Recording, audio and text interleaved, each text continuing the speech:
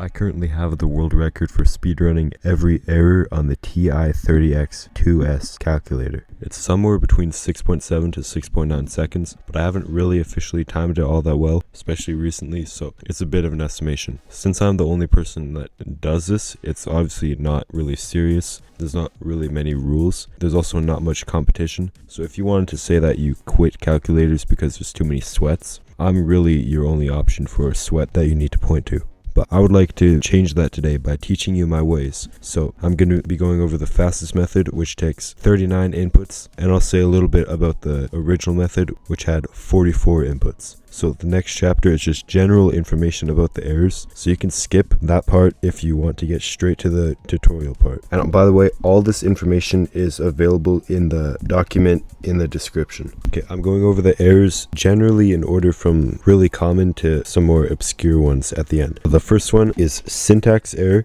You've probably gotten this one just from like messing around or making simple mistakes. Pretty much no matter what calculator you use, there's usually syntax error on it. The error is that your equation doesn't make sense. So, a really obvious one. Overflow error is when the answer is too big and it can't be expressed with an exponent that's less than 100. So a good way to get this one is like exponents with really big numbers. So 9 to the power of 999 would be an example. And also a factorial of any number that's over 69 will also trigger this. It usually takes like no less than 5 inputs to get this, which I think is kind of interesting. Divide by zero error is very obvious. I don't need to explain that if you divide something by zero, it's undefined, so you get a divide by zero error. Domain error is pretty similar to syntax error. It's something that would work in theory, but just for that specific number, it doesn't. So for example, like the square root of like a negative number, there's no I on this calculator, and also log 0 would also get this error because 0 can't be expressed as a power of 10. So yeah, all those like exceptions get put under domain error. Argument error is when you have either too many arguments. So like for almost every function, it's only supposed to have one number, but then you added 2 numbers separated by a comma. I don't know how you would accidentally do that, but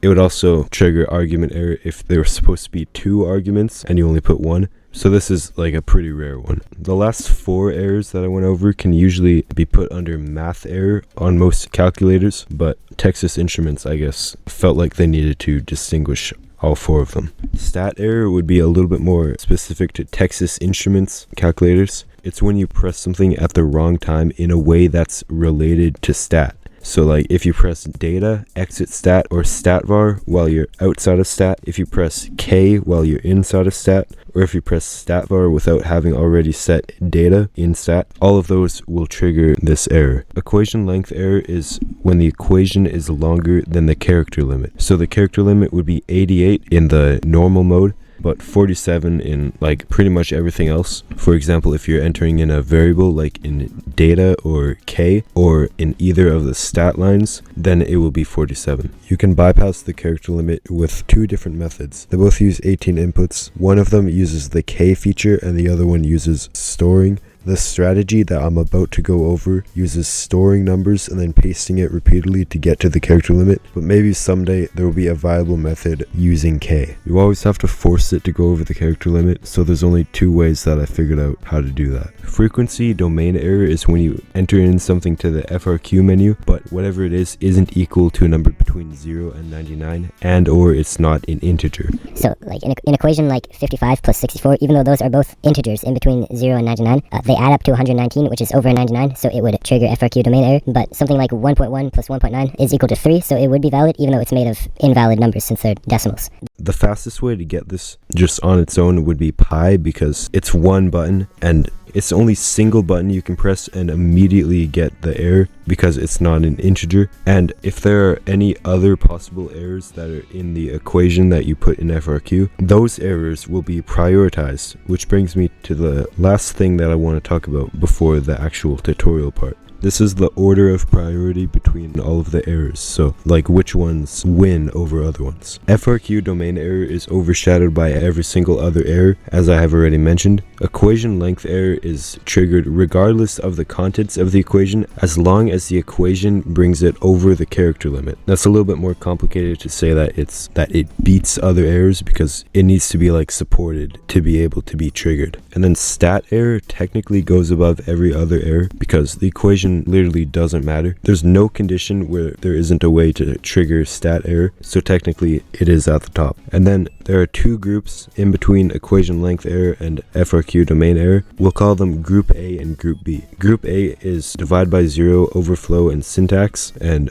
group B is argument and domain. On this entire chart, whichever error is the highest will win, and everything underneath it will just be ignored. But if there are multiple instances where an error from group A could be triggered, whichever one of those instances comes first in the equation wins, and if there are multiple instances where an error from group B could be triggered, whichever of those instances comes last in the equation is triggered. Both of these are assuming that there isn't an error in the equation of higher priority.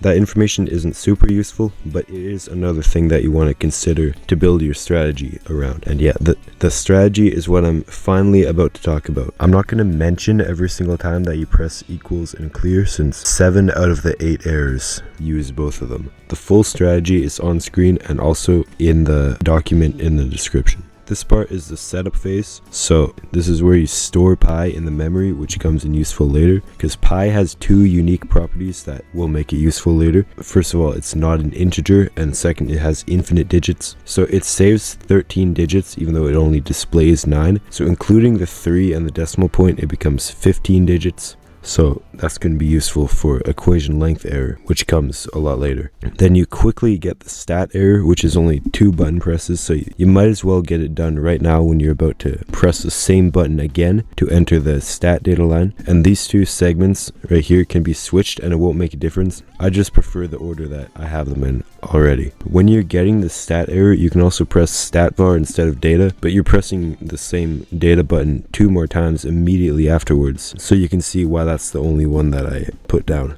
Yeah, once you've entered stat, luckily it's automatically on one variable, so then you can press data a third time and then go either up or down and you'll end up in FRQ. Okay, the second segment is for the FRQ domain error. You're essentially pasting pi by recalling it using the second and then recall, which is what the RCL is short for. Since it's a decimal, it violates FRQ, and it also gives you a head start towards the character limit. You're not doing it right now, but if you were to paste pi 2 more times, right now you'd be at 45 digits.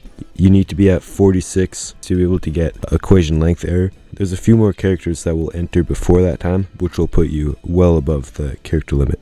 The third segment is for domain error. As I explained earlier, log 0 can't be expressed as a power of 10. It's basically what log does. This is like the fastest method to get domain error, and it will become useful 2 more times.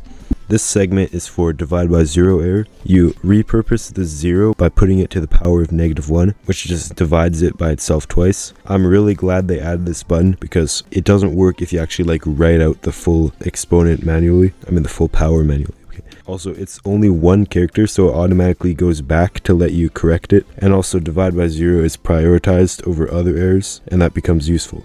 The next segment gets the argument error. Now you make use of the fact that it's a log, because logs are only supposed to have 1 argument. So if you add a comma and then paste pi again, which once again brings you closer to the character limit, and you get an argument error in the process for having too many arguments. This segment is for syntax error, so you paste pi a second time, you're now at the character limit, but you also have 2 decimal points in the same number, which doesn't make sense, so it gives you a syntax error. Okay, this is the second last segment here is for equation length error. So since equation length error disregards everything else in the equation as long as it brings you to the character limit, you can just quickly sneak in this error before making use of the feature where it automatically makes us go back to fix the syntax error. If you try to store this whole big number, that will go over the character limit because you're adding 2 characters where you only have room for 0. You finally get equation length error after all that build up. Now finally, it automatically goes backwards to where the syntax error is. The rest of the equation is just untouched after equation length error, so the black box is still on the second decimal where the syntax is violated, so you can replace that with the caret thing to make this into a very small number to the power of a very big number. And when you look at the full equation, it's pretty obvious that that gives an overflow error.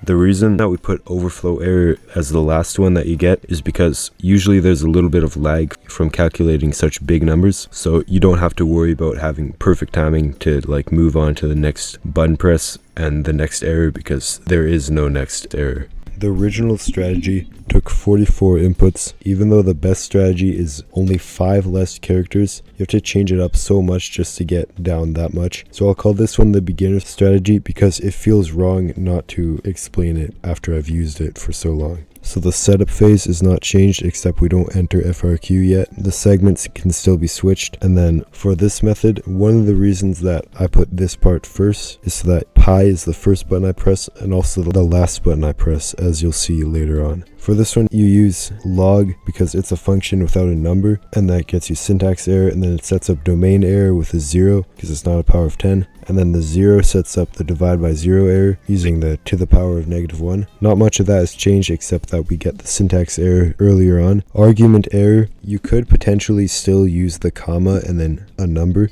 but what we do is go second and then the like RP button here, and then you press any number other than 0 or 1, or it could also be 2 if the next number is more than 2. We'll get to that when we get to that though. The like RP thing, it's supposed to have 2 numbers as rectangular coordinates so that you can convert them into polar coordinates. That used to be the only way I knew how to do it. For X, I usually go with 9 because it's like muscle memory, and it also makes this arc. Pi would make like a lightning, so that might be something you want, and 3 is closest to the equals button, so if you want to use that, you can also do that. Overflow error is also different, so you press like the power thing and then 3 numbers, which can technically all be different, but you probably want to press the same button 3 times. So as long as it's not 0 or pi, or 1 if the first number was less than 8, then that's what you can use. Now we're set up to get equation length error, so we paste all 3 pi's at the same time, because I hadn't realized that you can use the pi's to help get other errors. So you're already above the character limit, so you just try to store it again and it gives you equation length error. And now is when you finally enter FRQ and make your final attack using pi. Since it's not an integer, you get the FRQ domain error.